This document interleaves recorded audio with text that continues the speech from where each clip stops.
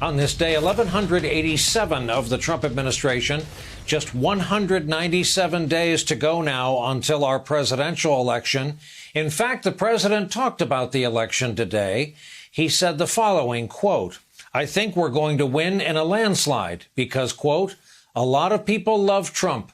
A lot of people love me." He said that at a coronavirus briefing with over 40,000 Americans dead. Trump has declared the ventilator supply issue solved. He said of the United States, "We are the king of ventilators all over the world."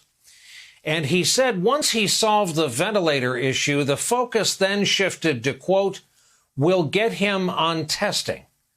We'll get him on testing, meaning this move for widespread testing that he's hearing was launched by his enemies. It's about him, about embarrassing and attacking him, and not about public health.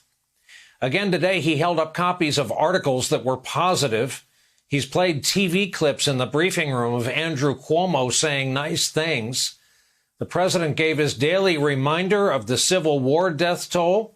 He gave his daily reminder of what the death toll in this country could have been had he done nothing. And today added his prediction that, quote, "We could end up at 50 to 60, meaning 50 to 60,000 dead Americans." Asked about reports that businesses that are well off are getting government rescue payments, he said, quote, "I know I didn't get any." In briefings over the weekend that got a lot less attention, he trotted out a new talking point for the first time, quote, "Testing is a local thing." He said, quote, "People are buying guns at a level we haven't seen before because of this plague." He said, "We're the talk of other nations." He meant for how we've handled the pandemic. He said, quote, "If I wasn't elected, maybe the world would be over." And while he says, quote, "This could have been stopped in China," quote, "We're doing great. We're in great shape." In the real world, this virus has now killed over 42,000 Americans.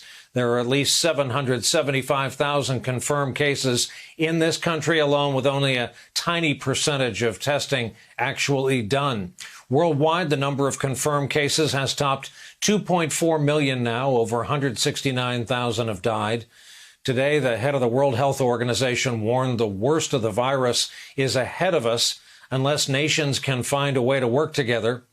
For his part, Trump just tonight, a few minutes ago, put out a tweet that is both real news and a shiny object late on a Monday night for the Trump base. Quote, "In light of the attack from the invisible enemy, as well as the need to protect the jobs of our great American citizens, I will be signing an executive order to temporarily suspend immigration into the United States." There were more signs of progress in New York today. Governor Cuomo says the state's one-day death toll, think about this, one-day death toll was below 500 for the first time since April 2nd. Tonight, we learned that Governor Cuomo, who's been vocal about the president's response to the crisis, but has also found a way to compliment him in a strategic way, will visit the White House and be a guest in the Oval Office tomorrow.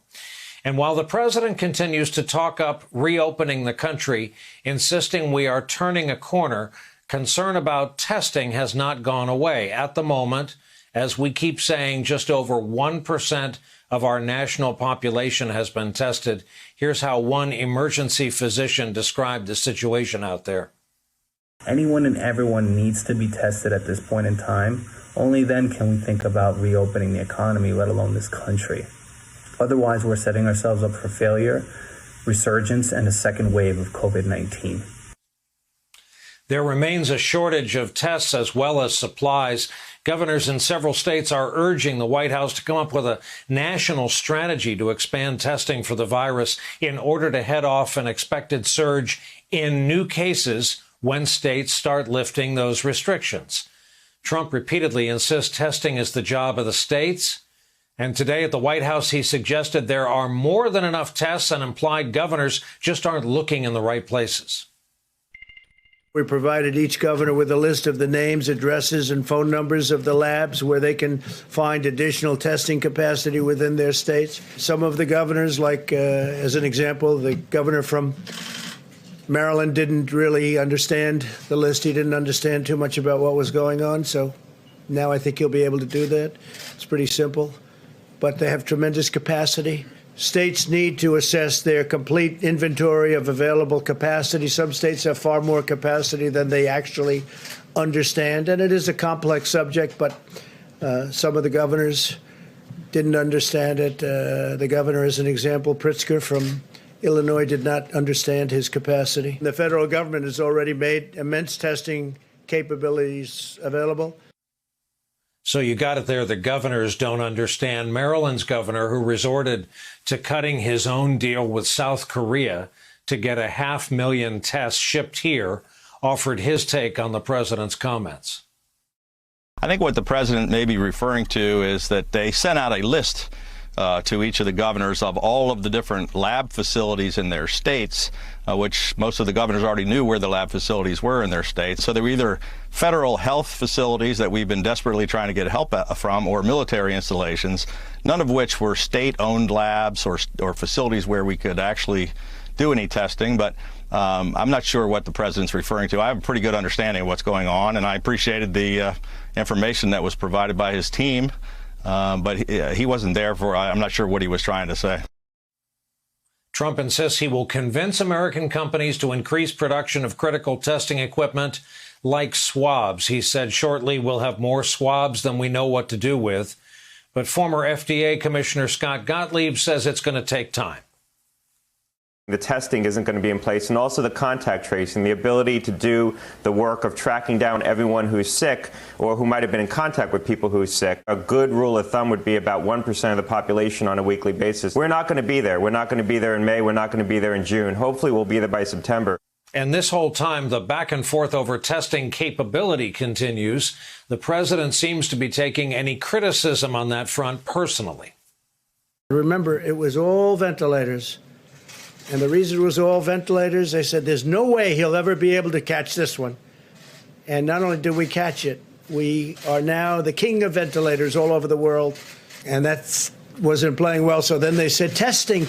Oh, we'll get them on testing. Well, testing is much easier than ventilators. It used to be ventilators. Now it's testing.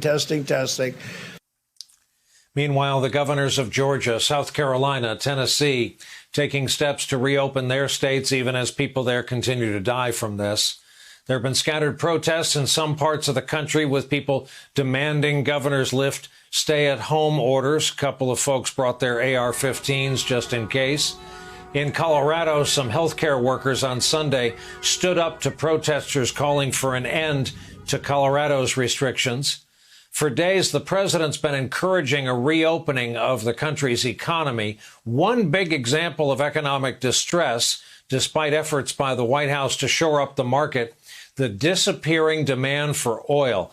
Today, U.S. oil prices entered negative territory for the first time ever, with the price per barrel trading well below zero, which technically, if taken to its logical extent, means an empty oil barrel costs more than a barrel filled with crude oil.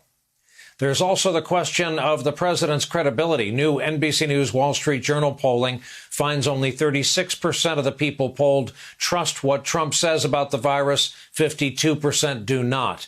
The issue of how Trump has viewed this virus came up again today. You'll remember he downplayed the threat earlier this year, insisting the illness would eventually disappear. Today he was asked about that.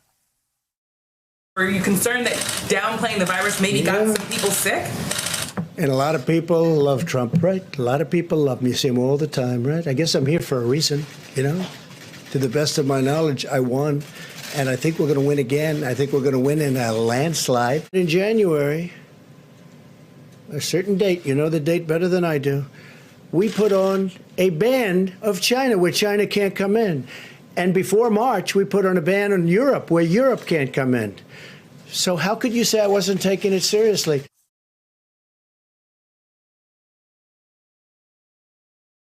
Hey there, I'm Chris Hayes from MSNBC. Thanks for watching MSNBC on YouTube. If you want to keep up to date with the videos we're putting out, you can click subscribe just below me or click over on this list to see lots of other great videos.